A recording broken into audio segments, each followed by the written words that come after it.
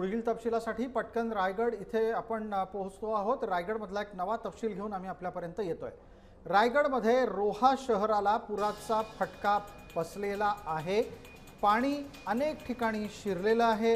यामुळे रेल्वे प्रवाशांचे सुद्धा हाल होत आहेत। रेल्वे प्रवाशांना रेल्वे स्थानकापासून होडीमध्ये बसून त्यांच्या गंतव्यस्थानापर्यंत किंवा सुरक्षित ठिकाणापर्यंत नेलं जात आहे। रोहा अष्टमी इथून परिस्थितीचा आढावा आणि त्याचबरोबर बचाव पथकाच्या सदस्यांच्या सोबत आमचे प्रतिनिधी अजेश नाडकर यांनी बातचीत केली। आपण पाहणार आहोत कशा पद्धतीने पुराचं पाणी आहे लोकांना बाहेर काढण्यामध्ये आपण सहकार्य केलं। आता काल ज्या काही टायमानुसार ट्रेन येतात मुंबईवरून, तर त्याच्यामध्ये जवळपास 400 ते 500 लोक वन टाईमला उतरतात, कारण बरेचसे गावं लांब लांब, त्याच्यामुळे पब्लिक मेन स्पॉट रोहा आहे।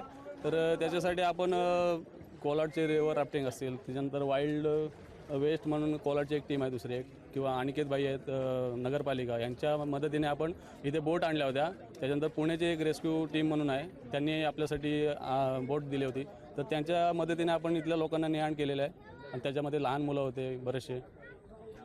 आपण पाहिलं तर रात्रीपासूनच या ठिकाणी जो आहे तो मोठ्या प्रमाणात पाणी साचलं होतं आणि काही लोक अडकली होती। तुम्ही कोणत्या लोकांना जो आहे तो रात्री सुखरूप बाहेर काढण्यात यश मिळालं? आम्हाला एक फॅमिली भेटली, त्याच्यानंतर दुसरे तिथं 2 लोक भेटले एका घरामध्ये अडकलेले, तर त्यांना आम्ही बाहेर काढले।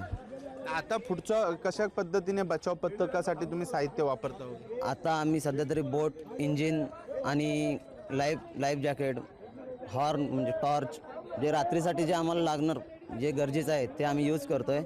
आणि आता पाण्याची भरती वाढली म्हणून आता परत आम्हाला कॉल आला आहे की बाबा पाणी आता भरतीचा टाईम झाला आहे, तुम्ही जाऊन तिथं उपस्थित राहा। आपण पाहिलं तर रात्रंदिवस जे आहे ते लोकांना वाचवण्याचं काम जे आहे ते हा सर्व पथक करत आहे, कारण रायगड जिल्ह्यात जो आहे तो मुसळधार पाऊस सुरू आहे आणि त्यामुळे सर्वच ठिकाणी आपण पाहिलं तर रस्ते जे आहेत ते जलमय झाल्याचं चित्र जे आहे ते पाहायला मिळत आहे। अजेश नाडकर, जय महाराष्ट्र न्यूज, रायगड।